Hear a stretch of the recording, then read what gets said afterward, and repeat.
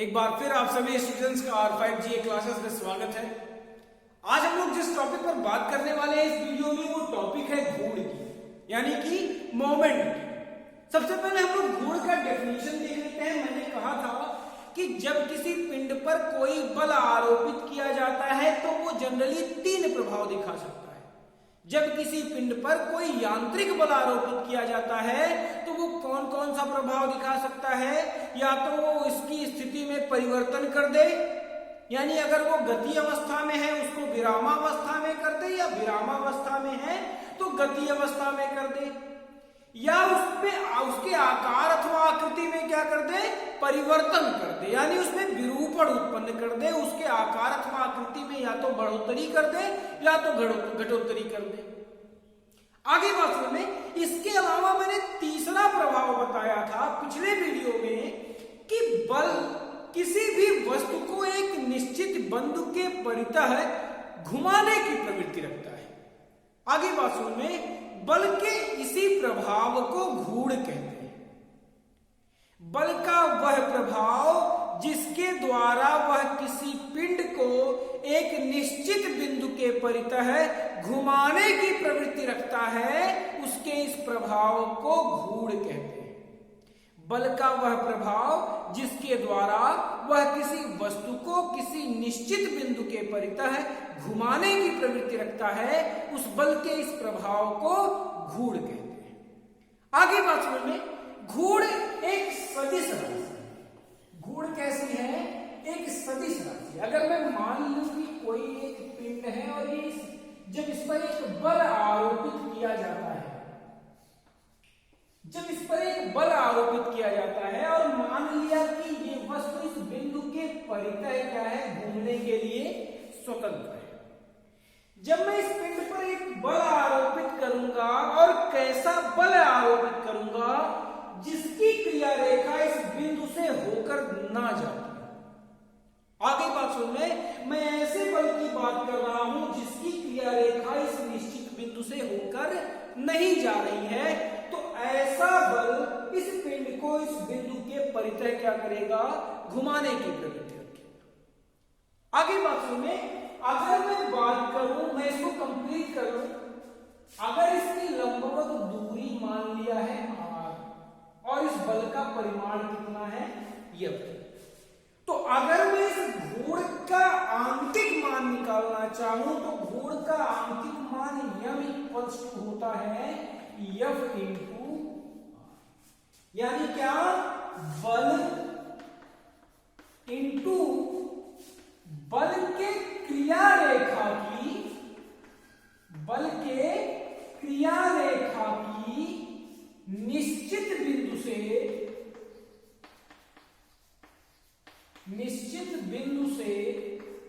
लंबवत दूरी। एक बात ध्यान रखने वाली है कि ये जो डायरेक्शन हो, जो ये दूरी होगी, ये दूरी कैसी होगी, नॉर्मल दूरी होगी, नॉर्मल डिस्टेंस होगा। आगे बात समझ में, यानी अगर मैं घूर्ण का आंकिक मान निकालना चाहूं तो इसका आंकिक मान किसके बराबर होता है, F इंटू R के बराबर होता है।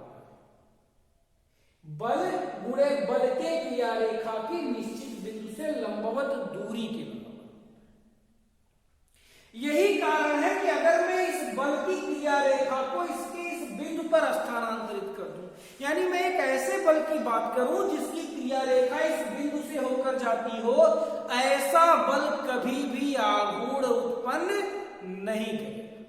आंकिक मान से भी देख सकते हैं, अगर इस r की वैल्यू 0 हो जाए तो m की वैल्यू क्या हो जाएगी, 0 हो जाएगी। यानी कभी भी कोई बल अपनी क्रिया रेखा में स्थित किसी निश्चित बिंदु के परितः कभी भी आघूर्ण उत्पन्न नहीं कर सकता। मैंने अभी कहा कि घूर्ण कैसी राशि है, एक सदिश राशि है। बिल्कुल, क्योंकि इसकी दो दिशाएं हो सकती हैं, या तो ये क्लॉकवाइज हो या ये एंटी क्लॉकवाइज हो। ये बल या तो इस पिंड को क्लॉकवाइज घुमा सकता है या तो इस पिंड को एंटी क्लॉकवाइज घुमा सकता है। आगे बात में, तो घूर्ण कैसी राशि है, एक सदिश राशि है। घूर्ण का आंकिक मान क्या होता है, F इंटू R, यानी बल गुणे बल के क्रिया रेखा की निश्चित बिंदु से लंबवत दूरी। अब अगर मैं बात कर लूं घूर्ण के मात्रक की, तो बल का मात्रक क्या होता है? न्यूटन, और दूरी का मात्रक क्या होता है? मीटर, MKS पद्धति। तो मोमेंट का क्या हो जाएगा MKS पद्धति में मात्रक? Newton metre. आगे बात सुने, अब ये क्या कौन सी है? MKS प्रणाली। अगर मैं यही CGS की बात करूं, तो न्यूटन की जगह पर CGS पद्धति में बल का मात्रक क्या होता है? डाइन, और दूरी का मात्रक क्या होता है? सेंटी। आगे बात सुनिए, यानी घूर्ण का मात्रक या तो न्यूटन मीटर कह सकते हैं MKS पद्धति में, या CGS पद्धति में क्या कह सकते हैं? Dyne centimetre. आगे बात सुनिए, अगर मैं इसको निकालना चाहूं तो ये 10 टू दी पावर कितना होता था? 5, और ये 10 टू दी पावर कितना हो जाएगा? 2, यानी 1 न्यूटन मीटर बराबर 10 टू दी पावर 7 डाइन। आगे हम लोग बात करने वाले हैं क्लासिफिकेशन ऑफ मोमेंट्स की, यानी टाइप्स ऑफ मोमेंट। तो मोमेंट कितने टाइप के होते हैं? मोमेंट 3 प्रकार के होते हैं। पहला कौन सा? Turning moment. दूसरा कौन सा? Bending moment. और तीसरा कौन सा?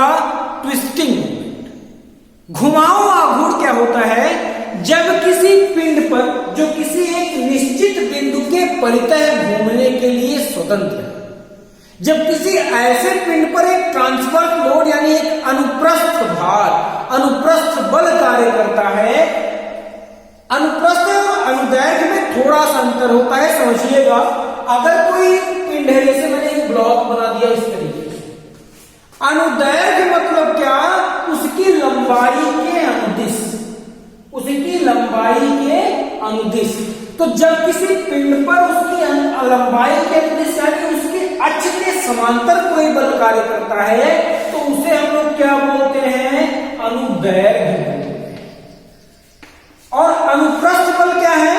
अनुप्रस्थ वह बल है जो उसकी अक्ष के अभिलंबवत कार्य करता है। जो बल उसकी अक्ष के अभिलंबवत कार्य करता है उसे हम लोग क्या कहते हैं? अनुप्रस्थ बल। आगे बात सुन ले, तो मैंने क्या कहा कि जब किसी ऐसे पिंड पर जो किसी एक निश्चित बिंदु के परितः घूमने के लिए स्वतंत्र है, उस पर एक ट्रांसवर्स लोड यानी एक अनुप्रस्थ बल कार्य करता है, तो वह पिंड उस निश्चित बिंदु के परितः क्या हो जाती है? घूम जाती है। और ऐसे आघूर्ण को हम लोग क्या कहते हैं? घुमाऊ आघूर्ण बोलते हैं, टर्निंग मोमेंट। अब अगर किसी एक ऐसे पिंड पर बल लगाया जाए, और कैसा बल लगाया जाए? उत्केंद्रीय बल लगाया जाए, यानी उसकी अक्ष के समांतर तो हो, लेकिन क्या हो? उसके अक्ष पर ना लग रहा हो। तो जब किसी पिंड पर एक उत्केंद्रीय बल लगाया जाता है, तब क्या होता है? वो पिंड एक तरफ झुक जाती है। क्या हो जाती है? नमन कर जाती है, बेंड हो जाती है, झुक जाती है। ऐसे उत्पन्न आघूर्ण को हम लोग क्या बोलते हैं? नमन आघूर्ण बोलते हैं। सेम इसी तरीके से जब हम किसी सांप के या किसी भी अवयव के, किसी भी मशीन मेंबर के सतह के स्पर्श रेखीय बल लगाते हैं और उस अवयव का एक सिरा बद्ध होता है, जैसे मैं बात करूं किसी ऐसे सांप की मैं बात कर लूं जिसका एक सिरा क्या है? बद्ध है, और दूसरे सिरे पर आप क्या करो? एक स्पर्श रेखीय बल लगाओ, यानी कर्तन बल लगाओ, शियर फोर्स लगाओ, तो वो क्या करेगी? वो अपने अक्ष के परितः क्या कर जाएगी? रोटेट कर जाएगी, ट्विस्ट हो जाएगी, ऐठ जाएगी। ऐसे मूवमेंट को हम लोग क्या कहते हैं? ऐठन। कभी आप लोगों ने कपड़ा निचोड़ा होगा, कपड़ा निचोड़ा होगा, आप लोग क्या करते हो? या तो एक सिरे को पकड़कर दूसरे सिरों को घुमाते हो, या दोनों सिरों को अपोजिट डायरेक्शन में घुमाते हो। तो उतने टाइम उस कपड़े में जो मोमेंट जनरेट होता है वो कौन सा होता है? ऐठन आघूर्ण होता है। यानी मोमेंट कितने टाइप के? 3, टर्निंग मोमेंट, बेंडिंग मोमेंट और ट्विस्टिंग मोमेंट। आगे हम लोग बात करने वाले हैं आघूर्ण के ज्यामितीय निरूपण की। मोमेंट के ग्राफिकल रिप्रेजेंटेशन की। किसी बल का आघूर्ण उस बल को आधार मानकर तथा उस निश्चित बिंदु को शीर्ष मानकर खींचे गए त्रिभुज के क्षेत्रफल के 2 गुने के बराबर होता है। किसी बल का आघूर्ण उस बल को आधार मानकर और उस निश्चित बिंदु को शीर्ष मानकर खींचे गए त्रिभुज के क्षेत्रफल के 2 गुने के बराबर होता है। कैसे, हम लोग देख लेते हैं। जैसे अगर मैं अभी कह दूं कि इस बल P का आघूर्ण कितना होगा, ये जो मैंने बल P बनाया है इसका आघूर्ण कितना होगा, बल गुणे बल के क्रिया रेखा की निश्चित बिंदु से लंबवत दूरी। लेकिन यहां पर बल P ज्यामितीय विधि में ग्राफिकल रिप्रेजेंटेशन में किसको डिनोट कर रहा है, भुजा AB को। गुणे में क्या कर सकता हूं, मल्टीप्लिकेशन कर सकता हूं ON का। AB क्या, अगर मैं 2 से मल्टीप्लाई करूं और 2 से डिवाइड करूं तो क्या इससे कोई फर्क पड़ने वाला है, नहीं पड़ने वाला है ना। तो मैं क्या कर दूं, 2 गुणे 1/2 इंटू कर दूं मैं AB और इंटू कर दूं ON, या मैं लिख सकता हूं 2 इंटू, मैं इसको एक साथ करूं। AB क्या है, ट्रायंगल OAB का आधार, और ON क्या है, ट्रायंगल OAB की ऊंचाई। 1/2 यानी 1/2 into height into base equals to क्या होता है, area of a triangle. Half गुणे आधार गुणे ऊंचाई क्या होता है, त्रिभुज का क्षेत्रफल। तो ये क्या है, ट्रायंगल OAB का क्षेत्रफल। यानी कि अगर मैं किसी बल के मोमेंट के ग्राफीय निरूपण की बात करूं तो किसी भी बल का आघूर्ण उस बल को आधार मानकर और उस निश्चित बिंदु को शीर्ष मानकर खींचे गए त्रिभुज के क्षेत्रफल के 2 गुने के बराबर होता है। आगे हम लोग बात करने वाले हैं वैरिग्नान थ्योरम की। वैरिग्नान का थ्योरम क्या कहता है कि किन्हीं 2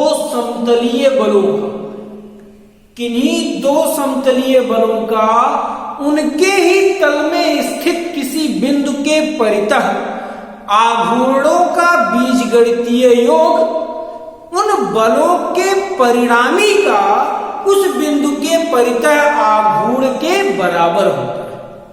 आगे बात सुनिए, यहां पर कंडीशन क्या क्या है कि 2 समतलीय बल होने चाहिए। कैसे बल होने चाहिए, समतलीय बल होने चाहिए। और जो बिंदु है जिसके परितः हमको उनका आघूर्ण लेना है उन बलों का, वह बिंदु भी उनके तल में ही स्थित होना चाहिए। तो वैरिग्नान का थ्योरम क्या कहता है कि किन्हीं 2 समतलीय बलों का उनके तल में ही स्थित किसी बिंदु के परितः आघूर्णों का बीजगणितीय योग उन बलों के परिणामी का उस बिंदु के परितः आघूर्ण के बराबर होता है।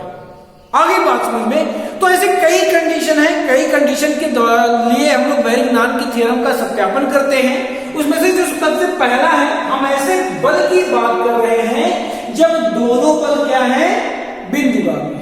मैंने मान लिया कोई 2 बल P और Q है जो किसी एक ही बिंदु पर कार्य कर रहे हैं, दोनों का क्रिया बिंदु एक ही पॉइंट O है। समांतर चतुर्भुज का थ्योरम हम लोग लगा सकते हैं, क्योंकि क्या है, दोनों बल समतलीय हैं और दोनों बल एक ही बिंदु पर क्या है, कार्य कर रहे हैं। तो अगर मैं इन पर समांतर चतुर्भुज का नियम लगा दूं तो इन दोनों बलों P और Q का परिणामी कौन होगा, उस समांतर चतुर्भुज का ये विकर्ण R होगा।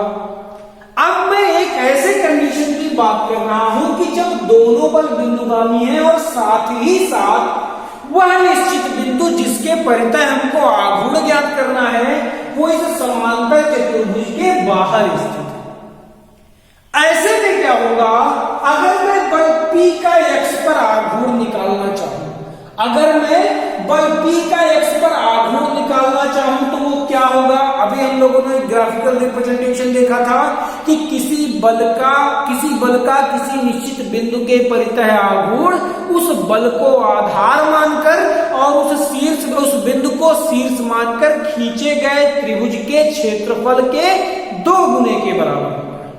तो यहां पर अगर मैं बल P का x पर आघूर्ण निकालना चाहूं तो ये क्या होगा? 2 गुणे मैं इसको शीर्ष मान लूं और इस OA को आधार मान लूं तो 2 गुणे ट्रायंगल OAX का क्षेत्रफल। लेकिन अगर ये इसी की सीध में है, ये बिंदु इसी की सीध में है, तो एक बात ये देखो कि ट्रायंगल OAX और ट्रायंगल OAC दोनों के लिए आधार सेम है OA और दोनों की ऊंचाई भी क्या है? सेम है। आगे बात सुनिए, तो दोनों का एरिया बराबर होगा, यानी अगर मैं 2 गुणे ट्रायंगल XO का क्षेत्रफल है उसकी जगह पर मैं क्या लिख सकता हूं? 2 गुणे ट्रायंगल OAC। मैं क्या लिख सकता हूं? OAC का क्षेत्रफल। अच्छा, अगर ये समांतर चतुर्भुज है तो ये भुजा अगर P है तो ये भी भुजा क्या होगी? P होगी। और अगर दोनों के बीच की हाइट भी क्या है? सेम। ये देख रहे हो, दोनों के लिए अगर मैं ट्रायंगल OAC की बात करूं और मैं ट्रायंगल OBC की बात करूं, ट्रायंगल OAC और BOC दोनों के लिए अब आधार क्या हो गए? बराबर, क्योंकि ये भुजा आपस में कैसी होगी? बराबर होगी। और दोनों की हाइट भी क्या है? बराबर है। तो मैं ट्रायंगल OAC की जगह पर क्या लिख सकता हूं? ट्रायंगल BOC का क्षेत्रफल। आगे बात सुनिए, अब अगर मैं बल Q का x पर आघूर्ण निकालूं तो मैं क्या करूंगा? x को मैं शीर्ष मानूंगा और बल को मैं क्या मान लूंगा? बल Q को मैं आधार मान लूंगा। और ऐसे जो ट्रायंगल हमको OXB प्राप्त हो रहा है वही क्या करेगा? उसके क्षेत्रफल का 2 गुना बल Q के आघूर्ण को प्रदर्शित करेगा। मैं क्या लिख सकता हूं? बल Q का x पर आघूर्ण बराबर 2 गुणे ट्रायंगल XOB का क्षेत्रफल। अगर मैं इन दोनों आघूर्णों का योग करूं, अगर मैं बल P का भी x पर आघूर्ण ले लूं और बल Q का भी x पर आघूर्ण ले लूं और दोनों का योग कर दूं, बीजगणितीय योग कर दूं, तो क्या होगा? ट्रायंगल BOC का क्षेत्रफल यहां से निकला और ट्रायंगल XOB का क्षेत्रफल। अब एक बात ये ध्यान देने वाली है कि ट्रायंगल OBC और ट्रायंगल OXB अगर इन दोनों के क्षेत्रफलों को मिला दिया जाए तो इनका योग ट्रायंगल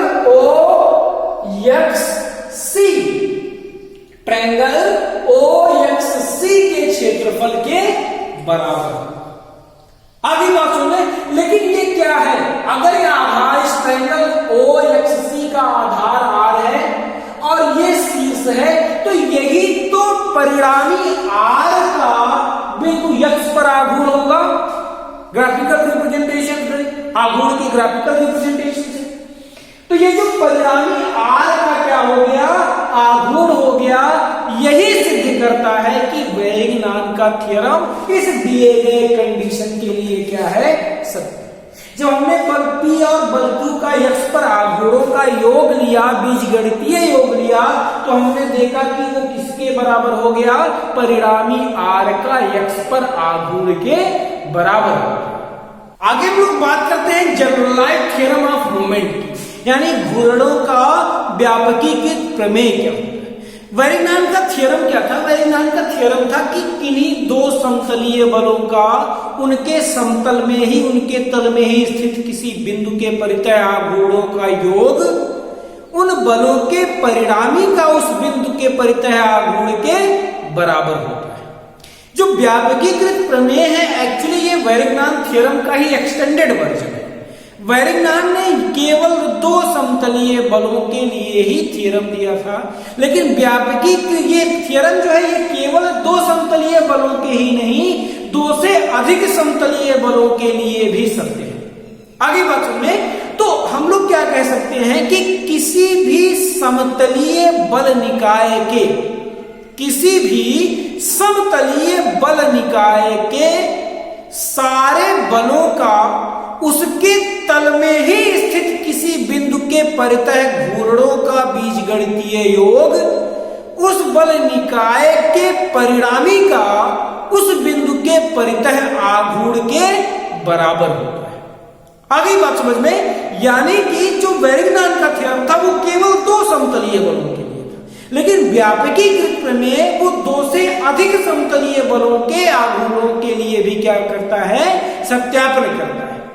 ये कहता है कि किसी भी बल, समतलीय बल निकाय का, दो से अधिक बल भी हो सकते हैं, किसी भी समतलीय बल निकाय के बलों का उसके तल में ही स्थित किसी बिंदु के परितः घूर्णों का बीजगणितीय योग उन बल निकाय के परिणामी का उस बिंदु के परितः आघूर्ण के बराबर होता है। आगे हम लोग बात करने वाले हैं घूर्णों के सिद्धांत, प्रिंसिपल ऑफ मोमेंट्स क्या कहता है। प्रिंसिपल ऑफ मोमेंट्स कहता है कि यदि कोई पिंड घूमने के संदर्भ में साम्य अवस्था में है, यदि कोई पिंड घूमने के संदर्भ में साम्य अवस्था में है तो उस पिंड पर कार्य करने वाले सारे आघूर्णों का बीजगणितीय योग शून्य होगा। यानी कि सारे वामावर्त बल आघूर्णों का योग, वामावर्त बल आघूर्णों का योग दक्षिणावर्त बल आघूर्णों के योग के बराबर।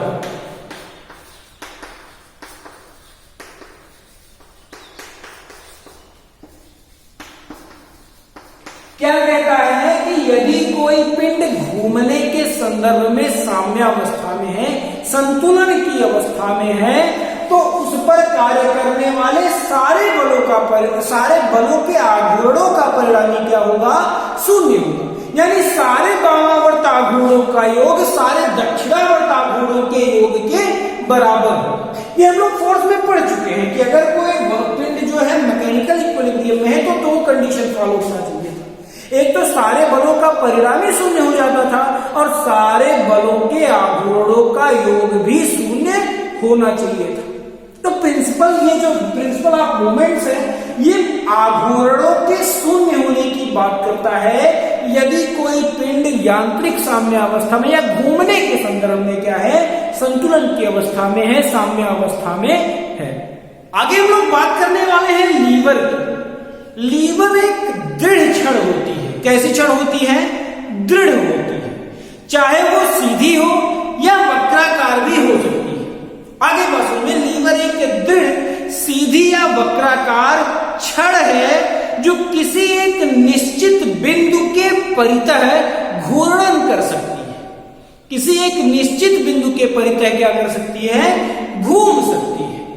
आगे बात में, लीवर बेस्ड होती है घूर्णों के सिद्धांत पर। यानी लीवर किस पर बेस्ड होती है, अगर मैं बात करूं लीवर के सिद्धांत की, लीवर का सिद्धांत, तो ये किस पर बेस्ड होती है, घूर्णों के सिद्धांत पर। यानी कि लीवर पर कार्य करने वाले सारे वामावर्त बल आघूर्णों का योग दक्षिणावर्त बल आघूर्णों के योग के बराबर होता है। यानी परिणामी आघूर्ण कितना होता है, शून्य। जनरली हम लोग लीवर का जो यूज करते हैं वो किसी भार को उठाने में करते हैं। आगे बात सुनिए। अच्छा, एक बात तो, लीवर जिस बिंदु के परितः रोटेट करती है उसे हम लोग फलक्रम बोलते हैं। क्या बोलते हैं, फलक्रम बोलते हैं और आलम बोलते हैं, आलम बोलते हैं। आगे बात सुनिए। तो मैंने कहा कि जनरली हम लोग लीवर का यूज क्या करते हैं, किसी भारी वस्तु को उठाने में। उसमें होता क्या है, एक तरफ हम लोग क्या कर देते हैं, बोझ लगा देते हैं। बोझ यानी भार, जिस भार को हमको उठाना होता है हम लोग उसको लगा देते हैं। और दूसरी तरफ हम लोग खुद बल लगाते हैं जिसको हम लोग क्या कहते हैं, प्रयास। एक तरफ क्या होता है, बोझ होता है, लोड होता है या भार होता है, और दूसरी तरफ हम जो बल लगाते हैं उसको क्या बोलते हैं, प्रयास। मैंने कहा कि हम लोग लीवर का यूज किस लिए करते हैं, लीवर का यूज किसी भारी वस्तु को कम बल लगाकर ही उठाने में करते हैं। आगे बात सुनिए, कम बल लगाकर। एक बात याद रखिएगा कि जितना भार होता है हम लोग को उतना बल नहीं लगाना पड़ता है, हमको उससे कम एफर्ट में ही, उससे कम प्रयास में ही हमको ज्यादा बल भार हम लोग क्या कर सकते हैं, उठा सकते हैं। आगे बात सुनिए, इसी तरह एक टर्म लीवर के साथ जुड़ा होता है जिसको हम लोग बोलते हैं यांत्रिक लाभ। क्या बोलते हैं, यांत्रिक लाभ, यानी कि मैकेनिकल एडवांटेज। आगे बात सुनिए, और ये जो मैकेनिकल एडवांटेज होता है ये होता है भार बटा प्रयास। क्या होता है, भार बटा प्रयास। आगे बात सुनिए, अब भार बटा प्रयास। अच्छा एक बात हो, अगर मैंने क्या कहा कि लीवर किस सिद्धांत पर कार्य करता है, लीवर कार्य करता है आघूर्णों के सिद्धांत पर, यानी उस पर कार्य करने वाले वामावर्त आघूर्णों का योग दक्षिणावर्त आघूर्णों के योग के बराबर है। अगर मैं फलक्रम से प्रयास की दूरी को दिखाऊं तो फलक्रम से प्रयास की दूरी को हम लोग बोलते हैं प्रयास भुजा। क्या बोलते हैं, प्रयास भुजा। और फलक्रम से भार की दूरी को हम लोग क्या बोलते हैं, भार भुजा। Lever mechanical lever moment, principle of moments पर कार्य करता है, यानी मैं यहां पर क्या लिख सकता हूं, भार गुणे भार भुजा। यहां पर इस भार का आघूर्ण कितना है, भार यानी लोड गुणे लंबवत दूरी, और लंबवत दूरी कितनी है, भार भुजा के बराबर। यानी अगर मैं इस भार का इस बिंदु फलक्रम पर क्या करूं, आघूर्ण लेना चाहूं तो वो कितने के बराबर होगा, भार गुणे भार भुजा। और इसी प्रकार से अगर मैं प्रयास का आघूर्ण लेना चाहूं तो क्या होगा, प्रयास गुणे प्रयास भुजा। आगे बात समझ में, अगर मैं यहां से भार बटा प्रयास निकालना चाहूं, भार बटा प्रयास निकालना चाहूं तो ये कितने के बराबर होगा, मैं इसको इधर ले आया, अब मैं इसको किधर ले जाऊं, ये प्रयास भुजा है और मुझे किससे डिवाइड करना होगा, मुझे डिवाइड करना होगा भार भुजा। यानी मैकेनिकल एडवांटेज जो यांत्रिक लाभ था वो किसके बराबर था, भार बटा प्रयास के। मैं इसको और क्या लिख सकता हूं, मैं इसको लिख सकता हूं प्रयास भुजा बटे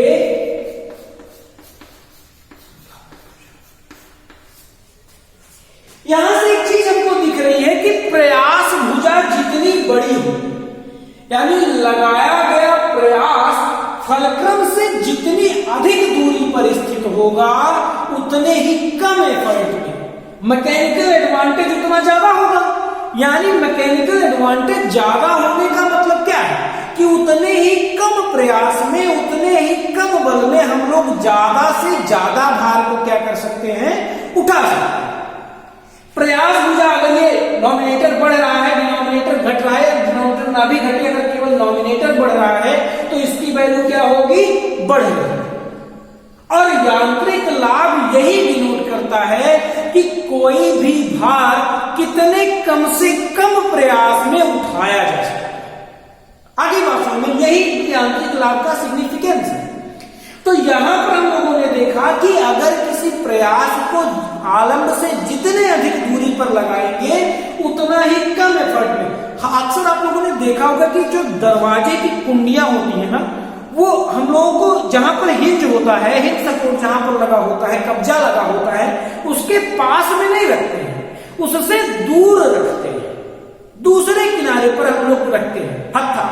आगे बात करेंगे तो अगर आप करके देख सकते हो, अगर आप किसी दरवाजे को आपको घुमाना है, दरवाजे को खोलना है और आप वो बल कब्जे के पास में लगा और दरवाजे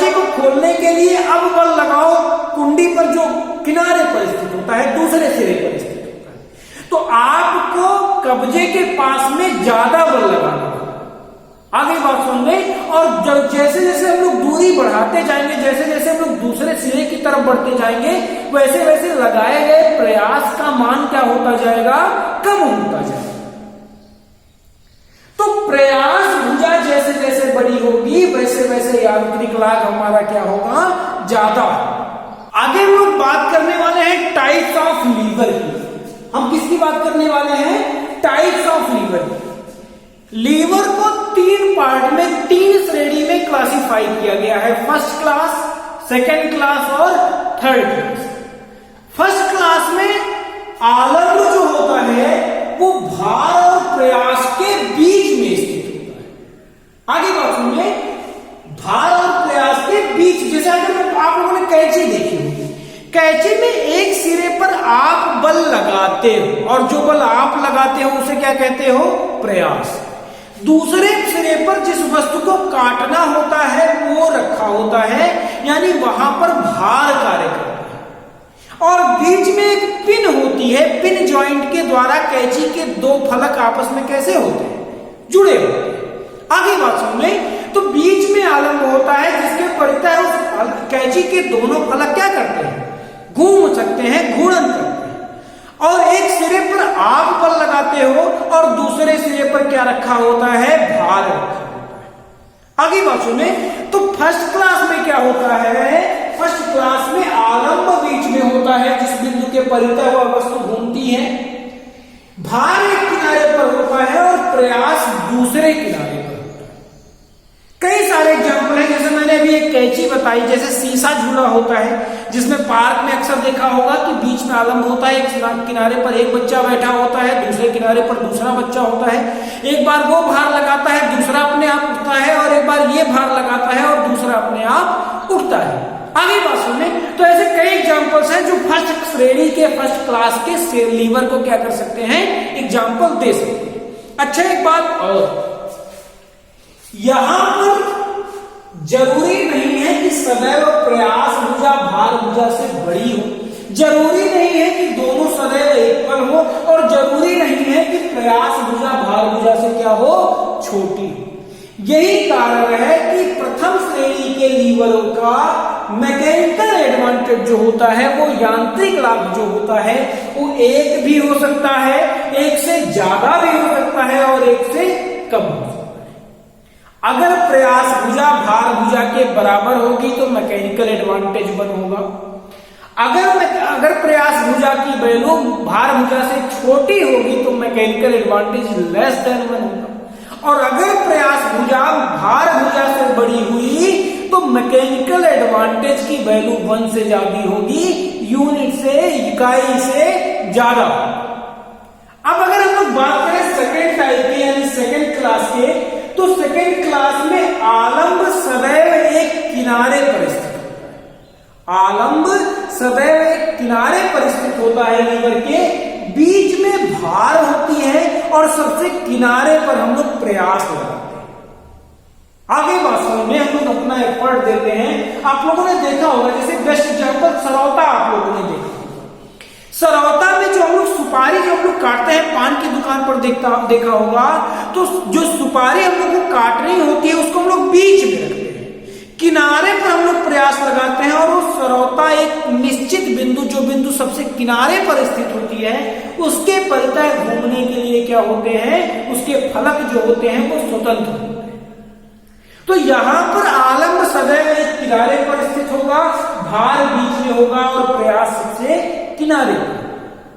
अब इसके लिए हमेशा प्रयास भुजा क्या हो, प्रयास भुजा क्या था, आलम्ब से प्रयास की दूरी, भार भुजा क्या थी, आलम्ब से भार की दूरी। अगर मैं सेकेंड क्लास की बात करूं, सेकेंड क्लास के लीवर की बात करूं, तो सदैव प्रयास भुजा भार भुजा से बड़ी होगी, और यही कारण है कि सेकेंड क्लास के लीवर के लिए मैकेनिकल एडवांटेज की वैल्यू, यांत्रिक लाभ की वैल्यू सदैव 1 से बड़ी होगी। आगे हम लोग बात करने वाले हैं थर्ड क्लास। थर्ड क्लास में क्या होता है, थर्ड क्लास में अभी भी आलम्ब किनारे पर स्थित होता है, प्रयास बीच में होता है और भार सबसे किनारे होता है। आगे बात सुनिए, आप लोगों ने चिमटा देखा होगा, चिमटा देखा होगा। चिमटे में क्या होता था, चिमटे में रोटी एक किनारे पर स्थित होती है जिसको हमको उठाना होता है, यानी वो भार होता है। चिमटा हम लोग पकड़ते कहाँ है, बीच में पकड़ते हैं, और सबसे किनारे पर आलम्ब होता है जिसके परितः दोनों फलक क्या करते हैं, रोटेट करते हैं, यानी जिसके किनारे पर क्या होता है, आलम्ब स्थित होता है। तो हम लोग देखते क्या है कि यहां आलम्ब सबसे किनारे, प्रयास बीच में और भार सबसे किनारे स्थित होता है। यानी कि यहां पर थर्ड क्लास लीवर में प्रयास भुजा सदैव भार भुजा से छोटी होती है, और यही कारण है कि थर्ड क्लास के लीवर के लिए मैकेनिकल एडवांटेज की वैल्यू सदैव लेस देन 1 होती है, इकाई से कम होती है। आगे हम लोग बात करने वाले हैं स्टील यार्ड। स्टील यार्ड क्या होता है, एक्चुअल में एक लीवर ही होता है जिसका यूज हम लोग जनरली देखा होगा ट्रेन के माल गोदाम जो होते हैं वहां पर वस्तुओं को तौलने में किया जाता है, और जनरली भारी वस्तुओं को तौलने में किया जाता है। जहां पर बहुत ही ज्यादा बोझ की आवश्यकता हो, तौलने की आवश्यकता होती है भारी बोझों को, वहां पर जनरली हम लोग स्टील यार्ड का यूज करते हैं। कहीं पर जहां पर गन्ना क्रय केंद्र होता है ना, जहां पर गन्ना बेचा जाता है, वहां पर भी जनरली हम लोग किसी स्टील यार्ड का यूज देखते हैं। उसमें होता क्या है, एक्चुअल में इसमें एक लीवर होता है जो एक फलक्रम के अबाउट, एक आलम्ब के अबाउट घूमने के लिए क्या होता है, स्वतंत्र होता है। आगे क्वेश्चन में इस लीवर के एक सिरे पर हुक के द्वारा हम लोग जिस वस्तु को तौलना होता है उसे लटका देते हैं, और दूसरे सिरे पर एक ज्ञात द्रव्यमान का ब्लॉक होता है जो इस लीवर पर आगे पीछे चल सकता है। आगे पीछे इसे क्या कर सकते हैं, हम लोग विस्थापित कर सकते हैं। इस लीवर पर पैमाने बने होते हैं, 1 किलोग्राम, 2 किलोग्राम, 10 किलोग्राम, 20 किलोग्राम, ऐसे पैमाने बने होते हैं, और वो पैमाना जो होता है ना, वो इस द्रव्यमान के और इस बीच की दूरी के अनुपात में होता है। ये एक्चुअल में ये द्रव्यमान जैसे जैसे इस पैमाने पर आगे बढ़ता जाता है, प्रयास भुजा की वैल्यू बढ़ती जाती है। यानी ये जो ये कौन सा मूवमेंट बना रहा है, क्लॉकवाइज मूवमेंट बना रहा है, इस क्लॉकवाइज मूवमेंट की वैल्यू बढ़ती जाती है। आगे बात सुनिए, एक्चुअल में स्टील यार्ड क्या है, स्टील यार्ड भी आघूर्णों के सिद्धांत पर कार्य करता है। और आघूर्णों का सिद्धांत क्या कहता है, अगर कोई वस्तु घूमने के संदर्भ में संतुलन की अवस्था में है, साम्यावस्था में है, तो उस पर कार्य करने वाले सारे आघूर्णों का योग शून्य होगा, यानी वामावर्त आघूर्णों का योग बराबर दक्षिणावर्त आघूर्णों के योग के बराबर। आगे बात समझ में, तो यहां पर क्या होता है, ये जो चल संगति है, चल द्रव्यमान है, ये क्या होता है, इसकी वैल्यू हमको पता होती है, और ये कौन सा मूवमेंट बनाता है, क्लॉकवाइज, और जिस वस्तु को तौलना होता है वो इस फलक्रम के अबाउट कौन सा मूवमेंट बनाता है, एंटी क्लॉकवाइज। ये बिंदु है, ये बल है, ये कौन सा मूवमेंट बना रहा है, एंटी क्लॉकवाइज। ये फलक्रम है, ये बल है, तो ये कौन सा बना रहा है, क्लॉकवाइज। यानी ये जो हमको ज्ञात द्रव्यमान है ये क्लॉकवाइज मूवमेंट बना रहा है, और जो अज्ञात द्रव्यमान है जिसको हमको तौलना है वो एंटी क्लॉकवाइज मूवमेंट बना रहा है। पहले क्या होता है, पहले इस द्रव्यमान को इनिशियल अवस्था में रखते हैं, 0 डिग्री पर रखते हैं, 0 पैमाने पर रखते हैं। उस अवस्था में जब हम लोग भार को लटकाते हैं तो एंटी क्लॉकवाइज मूवमेंट की वैल्यू ज्यादा हो जाती है, यानी ये पार्ट झुक जाता है। फिर क्या करते हैं, हम इस चल द्रव्यमान को इस पैमाने पर आगे की तरफ बढ़ाते जाते हैं, और जब इसको हम आगे की तरफ बढ़ाते जाते हैं तो धीरे धीरे इस क्लॉकवाइज मूवमेंट की वैल्यू बढ़ती जाती है, और एक ऐसा टाइम आ जाता है जब clockwise movement anti clockwise movement के बराबर हो जाता है, यानी जब ये लीवर जो है क्षैतिज अवस्था में आ जाता है, क्षैतिज अवस्था में आ जाता है। आगे बात सुनिए, तो उतने टाइम ये ब्लॉक जो है, ये ज्ञात द्रव्यमान पैमाने पर जिस बिंदु पर होता है वही इसके द्रव्यमान को क्या करता है, डिनोट कर देता है। आगे बात सुनिए, वही इसके द्रव्यमान को बता देता है। अगर मैं ये जो मैंने फिगर बनाया, अगर मैं केवल इतने की बात करूं तो अगर मैं कह दूं मान लिया ये दूरी है x और मान लिया ये दूरी है y, तो जो इक्वेशन बन के आएगी वो कितनी आएगी, मान लिया ये कैपिटल M है और ये स्मॉल है, तो ये क्या होगा m इंटू x, ये क्या बना रहा है एंटी क्लॉकवाइज, बराबर किसके होगा m इंटू, यानी clockwise movement anti clockwise movement के क्या होगा बराबर। कभी कभी क्वेश्चन में क्या होता है, इसे लीवर का भी भार दे देते हैं।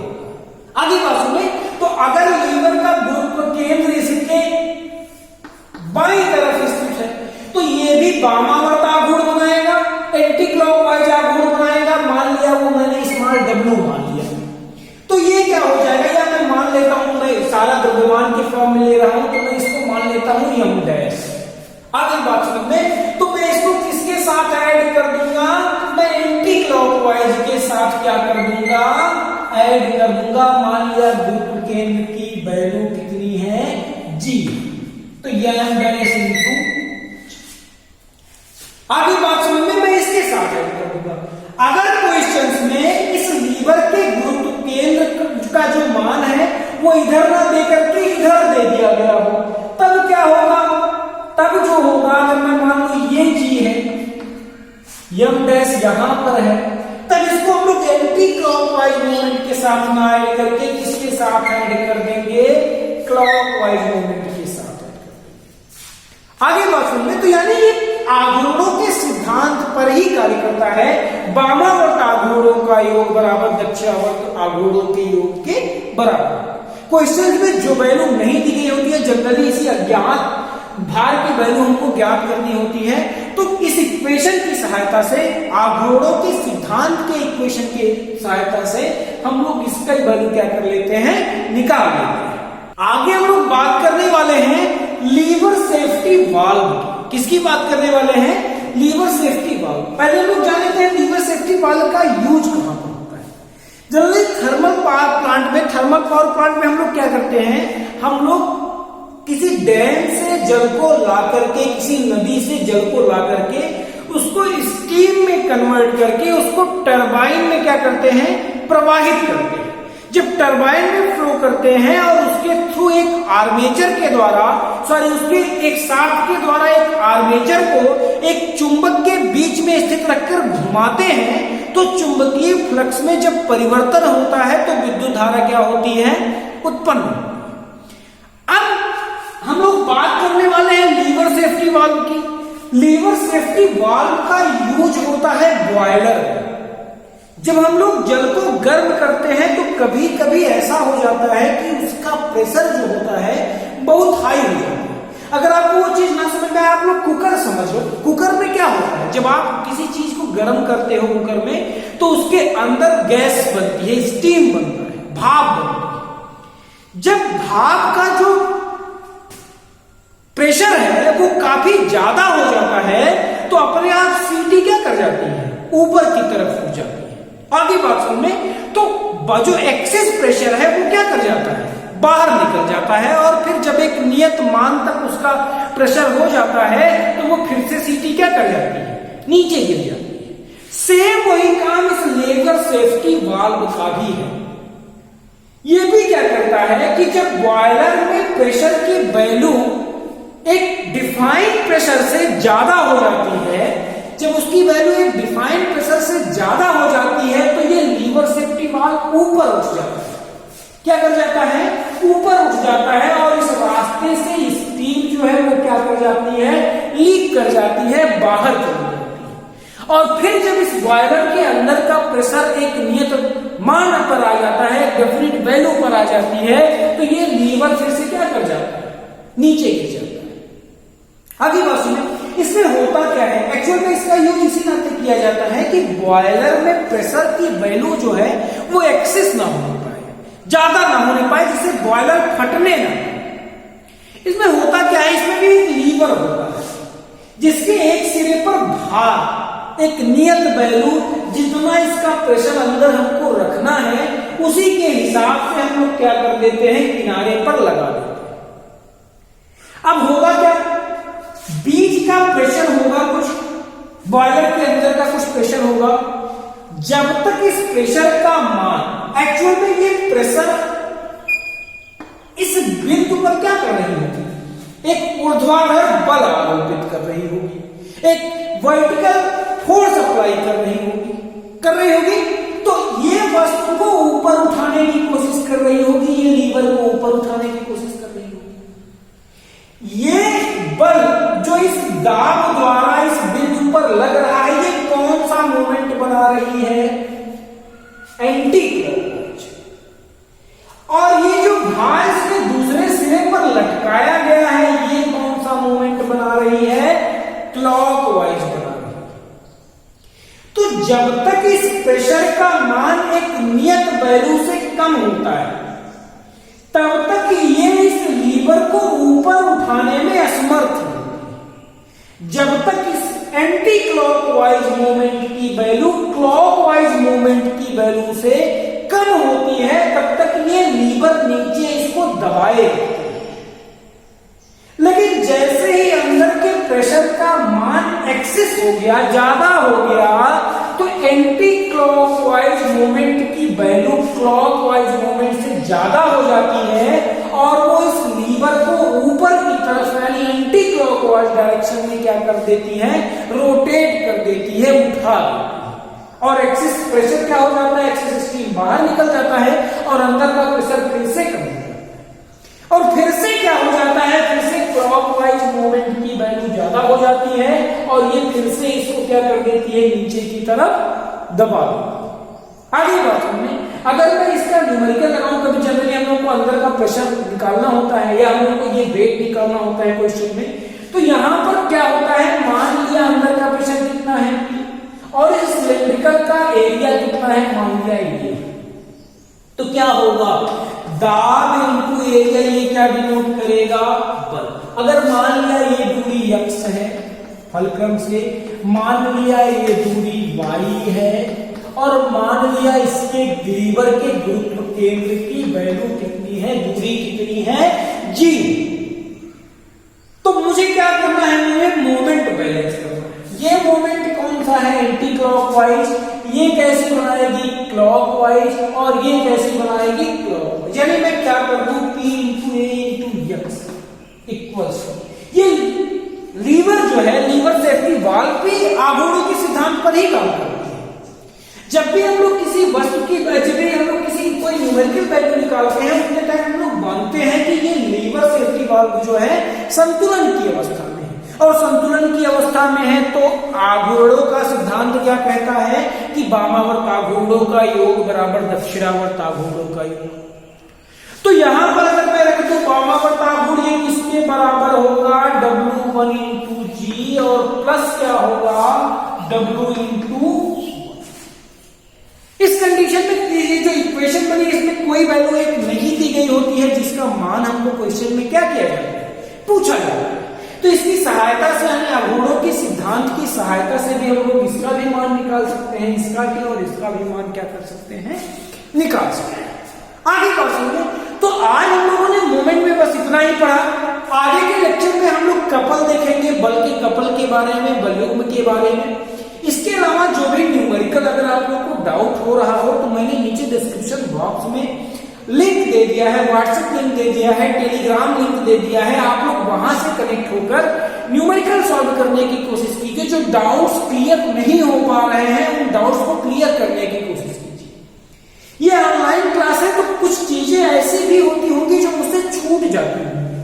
आगे बातों में तो अगर कोई ऐसा टॉपिक है जो आप लोगों को खुद से पढ़कर समझ में नहीं आ रहा है तो आप लोग बेहिचक मुझसे व्हाट्सएप पर या टेलीग्राम पर कांटेक्ट कर सकते हैं।